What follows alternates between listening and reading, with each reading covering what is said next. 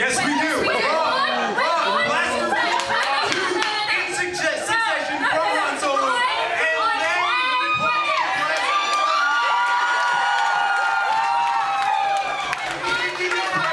sweat under there. He does not absorb the bolts, he deflects them. There are scorch marks in the wall, motherfucker!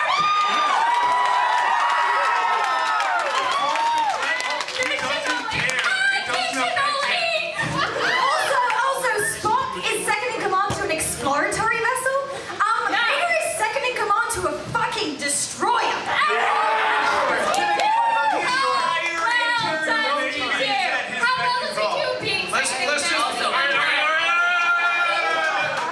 I'm gonna let Bree finish for our sanity. It's not the 60s. Let's not be sexist. Let's let the women finish. It's 2013. It's 2013, that didn't occur to me. It's 2013, but they still have to wear miniskirts. They get to wear miniskirts. They get to wear miniskirts. Actually, I would like to defer to my captain. Well, I was just going to say, the Imperial destroyers, they're so weak. It took one ship, once the shields were weak on the bridge, to just go right through it and destroy the whole darn thing. So we don't really need the Enterprise. We just need to, weaken the shields a little bit, throw one very, very terrible shuttlecraft right at it, and then there you go. The whole thing's going to come down. Yeah, because putting the bridge right at the front of your ship, of every ship in your fleet apparently, Is a good idea. that's foolproof, you guys. Let's not put that towards the back behind. I think there's a pretty famous shot. That little top part on a Star Destroyer, that's not the bridge. That's where you keep its balls. At least the Star Destroyer has balls.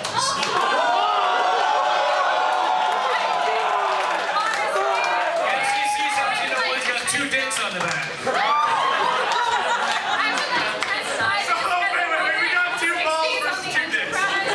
All right, let's get back to the real issue here. Who's the better second in command? But also the leader as well. Like, for God's sake, you guys had a point about the Emperor, challenging Darth Vader. The Emperor doesn't give a crap about Vader. The Emperor was ready for Vader to die and replace him with his own darn son. Kirk has given he's tried to give his life. Spock has given his life. They've worked together time and time again, and they've created peace throughout the universe. That's a second in command. That's a leader. The Emperor that's telling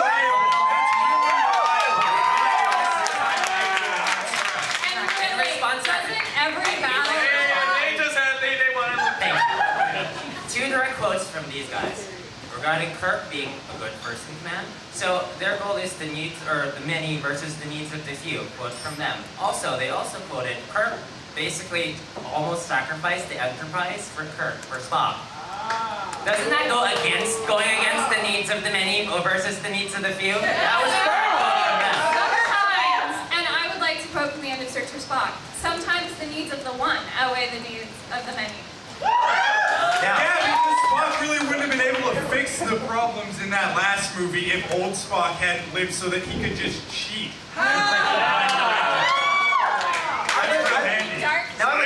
for my cameo, let me spoil shit. I'd like to raise two pretty easy points here, and I'm sorry because I'm making this pretty simple, but Darth Vader has failed so much. I mean, he lost two Death Stars, for God's sakes. Han, even though that was pretty straightforward. Correction. And then, I'm not done yet, and then,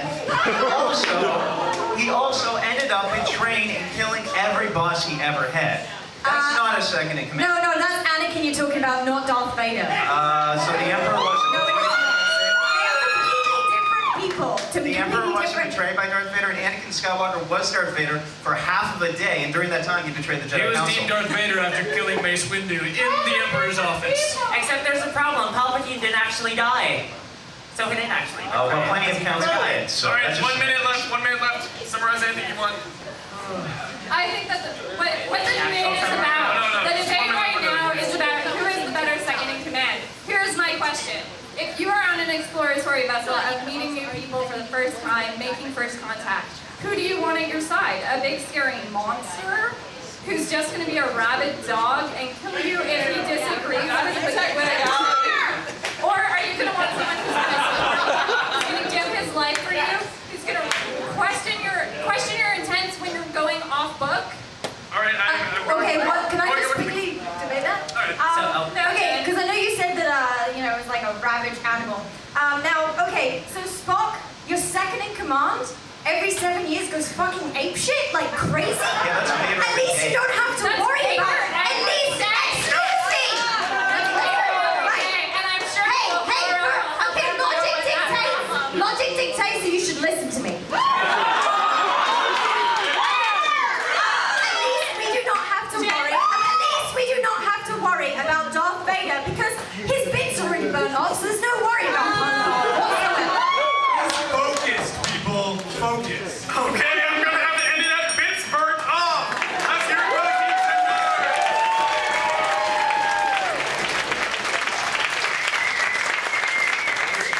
Remember that moment where Jen Bradley got fucking terrified? That was fun times. I still say the highlight was ship with giant balls versus ship with giant dicks. Where's the vagina ships? That's Babylon 5. Oh, that's not.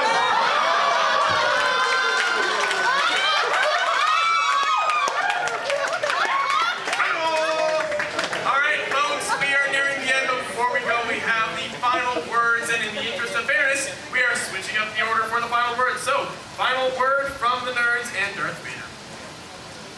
The Federation lasted for 25,000 years, and the Jedi Order lasted for even longer. Now, right before the events of the different episodes, it took 1,000 years for the Sith Lords to secretly plan out and destroy the Republic from within. That took two people, the Emperor and Darth Vader.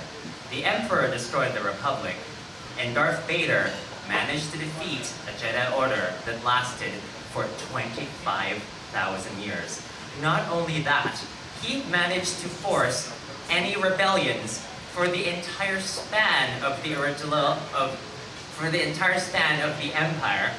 The movies that we see by the time that the children are grown up are only the end of the Galactic Empire. The Galactic Empire lasted for a long time. That entire time, Vader was chasing down rebels, destroying insurgencies, and destroying the Jedi.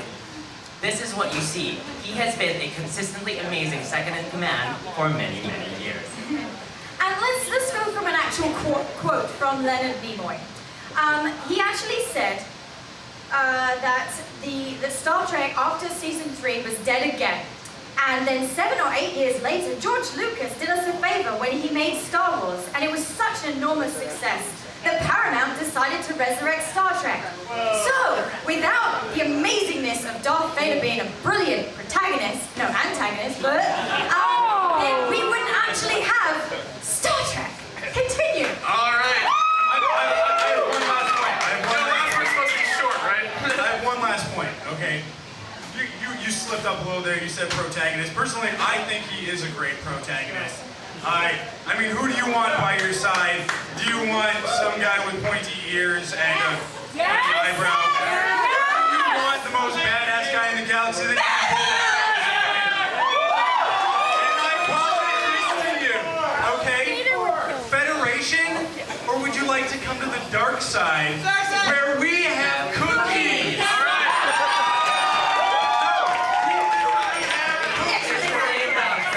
We literally have cookies. All right. That was abnormally long for a final word, so I'll give you guys a little extra time. I'll use that extra moment too.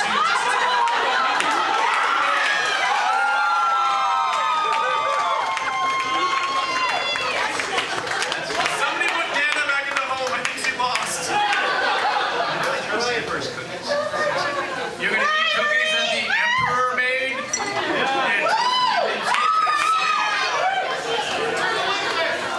All right, let us hear the final words from Geeks and Spock. Oh, well, before the Emperor came out with cookies, I was just going to point out to the cute Vulcan in the front row that it's been 6 years and 11 and a half months since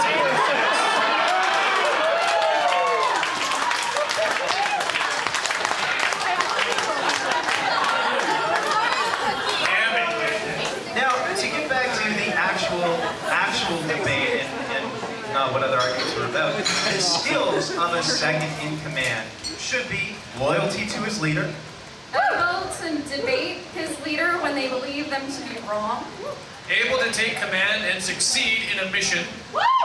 Not made based on personal feelings. And finally, The needs of the many. Outweigh the needs of the few. more than one.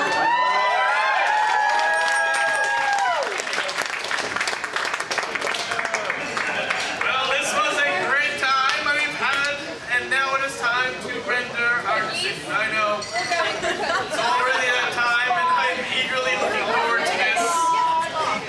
Palpatine's still handing out cookies. Yes! Alright. You miss Brian. He needs a cookie. Yeah, really. But before he bribes everybody in the audience, let us hear your vote. Do we hear it for the nerds and Darth Vader?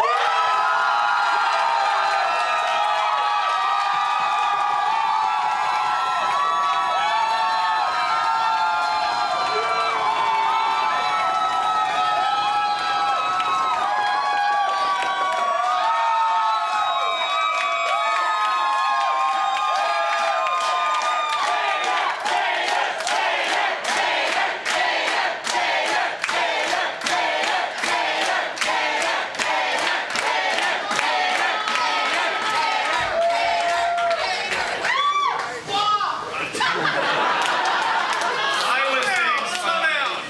Or do we hear it for the Geeks and Spock?